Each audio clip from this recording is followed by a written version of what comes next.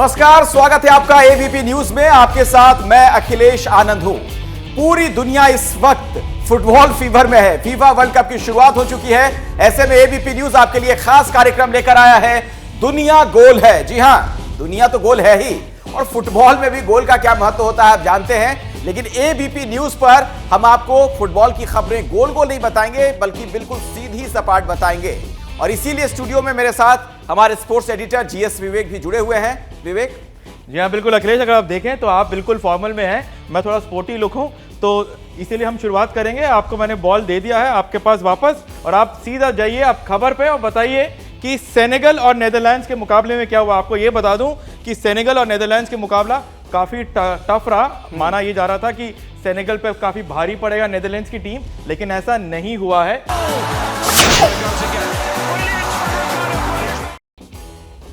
एक बार फिर से स्वागत है आपका। आप देख रहे हैं दुनिया गोल है, और इस वक्त की बड़ी खबर जो फुटबॉल से जुड़ी हुई आ रही है, जीएस विवेक। यहाँ बिल्कुल कि नेदरलैंड्स ने सेनेगल को हरा दिया है, और नेदरलैंड्स ने सेनेगल को 2 गोल से हराया, ना कि 1 गोल से। दोनों ही गोल काफ़ी लेट हुए। पहला 84 मिनट में हुआ, उसके बाद आखिर के मिनटों में ये दूसरा गोल भी हुआ, जिसकी वजह से नेदरलैंड्स ने सेनेगल पर 2-0 से जीत हासिल कर ली है।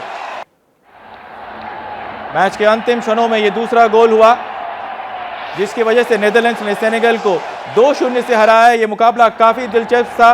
सेनेगल ने काफी अच्छी लड़ाई करी, लेकिन आखिरी मिनटों में मैच नेदरलैंड्स के हाथों में। तो देखा आपने, यहां पर गोल की बारिश हो गई है, क्योंकि इंग्लैंड ने ईरान को हराया 6-2, यानी कि एक मैच में 8 गोल हुए हैं। और सबसे बड़ी बात यह है, इंग्लैंड की अगर हम बात करें यहां पर, तो जितनी तारीफ की जाए उतनी कम, क्योंकि इंग्लैंड के साका ने 2 गोल किए हैं। उसके अलावा 5 अलग अलग खिलाड़ियों ने इंग्लैंड के लिए गोल किया, जो है बेलिंगम और स्टर्लिंग, रहीम स्टर्लिंग ने 1-1 गोल किया। उसके बाद मार्कस रशफोर्ड की तरफ से उन्होंने भी 1 गोल किया, और जैक गिरलिंग के तरफ से भी 1 गोल हुआ। और ईरान की अगर हम मेहंदी की बात करें तो उन्होंने अपनी टीम के लिए दोनों ही गोल दागे हैं। एक मैच में 8 गोल। और आपको बता दें कि इंग्लैंड ने गोल पर 13 शॉट्स ऑन टारगेट, जिसे हम कहते हैं फुटबॉल में, कि गोल की तरफ मारे। और अगर हम ईरान की अगर बात करें तो बहुत ज़्यादा नहीं हुए, उनके पास सिर्फ 3 शॉट ही हैं जो टारगेट पे। लेकिन ईरान ने भले ही मैदान में अखिलेश बहुत ज़्यादा जो है नहीं किया हो, लेकिन उन्होंने अटेंशन और हेडलाइन दोनों ही जरूर ये देखा कि उनके पास हो। अखिलेश बिल्कुल बिल्कुल आप सही कह रहे हैं। ईरान में सरकार के खिलाफ चल रहे प्रदर्शन की तपिश अब फीफा विश्व कप तक जा पहुंची है। टूर्नामेंट के अपने पहले मैच में इंग्लैंड के खिलाफ ईरान के खिलाड़ियों ने प्रदर्शन का समर्थन करते हुए नेशनल एंथम नहीं गाया है। इस साल सितंबर में महसा अमीनी की पुलिस हिरासत में मौत हो गई थी, जिसके बाद से ईरान और पूरी दुनिया में हिजाब के खिलाफ प्रदर्शन हो रहे हैं।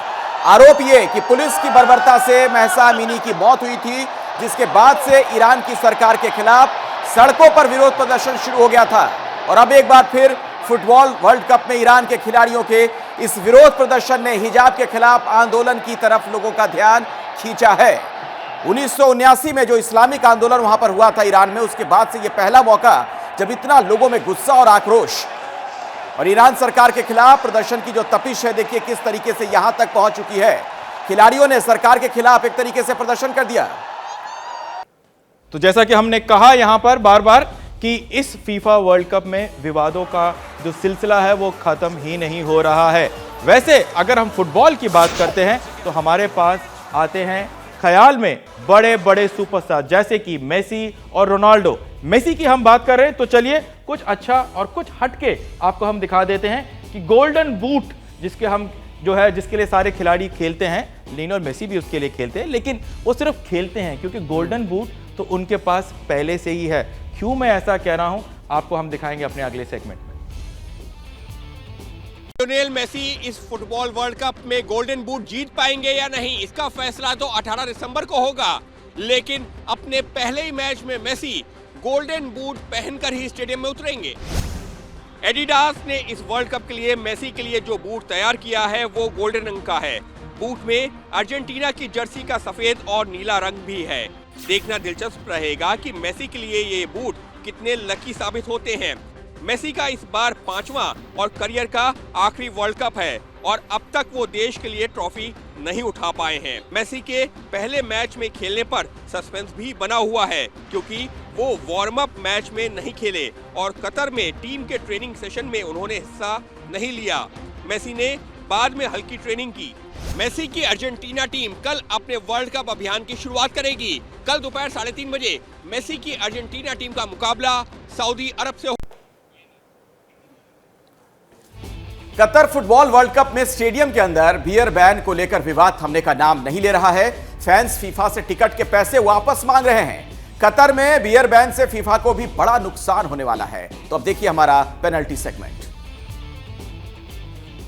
कतर में बियर पे बैन के बाद बडवाइजर के पास बियर के हजारों कैन बच गए हैं और उन्होंने इसे जीतने वाले देश को जश्न मनाने के लिए मुफ्त में देने का ऐलान किया है। इस फैसले का सबसे ज्यादा नुकसान फीफा को ही उठाना पड़ेगा। बियर पर बैन लगने के बाद फीफा को 435 करोड़ रुपए का नुकसान उठाना पड़ेगा। बियर की कंपनी ने स्टेडियम में बियर ना बेचने की वजह से अपने कॉन्ट्रैक्ट में कटौती की है। इस विश्व कप के लिए फिलहाल उनका फीफा के पास 428 करोड़ का करार है, जिसमें से अब फीफा को 193 करोड़ रुपए ही मिलेंगे। फीफा के पास बडवाइजर ने 226 विश्व कप के लिए 918 करोड़ रुपए की डील भी की है। अगला टूर्नामेंट यूएसए, कनाडा और मैक्सिको में आयोजित किया जा रहा है और इसमें और अधिक देश हिस्सा लेंगे। फीफा ने इस वर्ल्ड कप के जरिए 61,341 करोड़ रुपए का रेवेन्यू कमाया है, जो अब तक के इतिहास में सबसे ज्यादा है। दरअसल बियर के टैंकरों ने दोहा के लिए 8,000 मील का समुद्री सफर तय किया है। बियर के टैंकरों ने मेडिटेरेनियन और सुएज कनाल को पार करके कतर पहुंचने में 30 दिनों का सफर लगा और वर्ल्ड कप शुरू होने के महज कुछ घंटों पहले ही बियर पर बैन लग गया।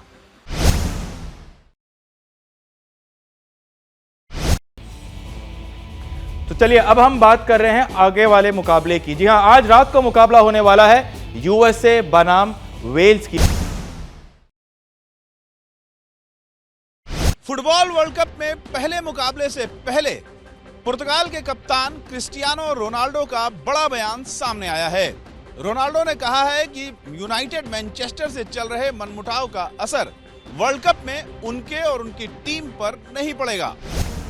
दुनिया के सबसे सफल फुटबॉलर्स में से एक क्रिस्टियानो रोनाल्डो और उनके क्लब मैनचेस्टर यूनाइटेड के बीच पिछले कुछ महीनों से अनबन की खबरें आ रही हैं। खबरें तो ये भी हैं कि रोनाल्डो मैनचेस्टर यूनाइटेड वापस नहीं जाएंगे और क्लब उनके खिलाफ लीगल एक्शन लेगा। हाल में एक इंटरव्यू में रोनाल्डो ने कहा, मैनचेस्टर यूनाइटेड के मैनेजर एरिक टेन हैग समेत कुछ लोग मजबूर कर रहे हैं कि मैं क्लब छोड़ दूं। मुझे ऐसी फीलिंग आ रही है कि जैसे मुझे धोखा दिया गया। दर्शकों को बता दें कि 37 साल के क्रिस्टियानो रोनाल्डो का मैनचेस्टर यूनाइटेड के साथ जून 2023 तक 474 करोड़ का करार है। खबरें हैं कि वर्ल्ड कप के बाद वो चेल्सी फुटबॉल क्लब के साथ जुड़ सकते हैं। इस फुटबॉल वर्ल्ड कप में रोनाल्डो की पुर्तगाल टीम ग्रुप एच में है। पुर्तगाल का पहला मुकाबला घाना से होना है। ये टक्कर 24 नवंबर की रात 9:30 बजे होगी।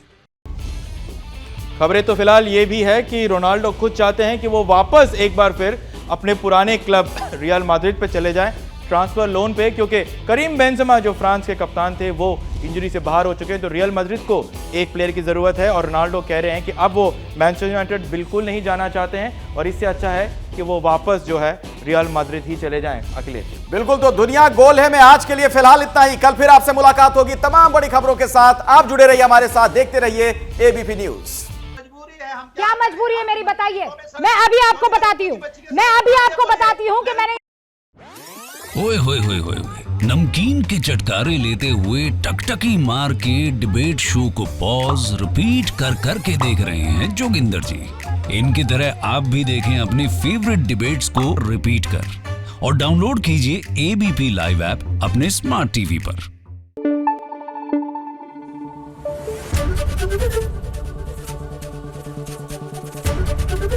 एबीपी न्यूज आपको रखे आगे।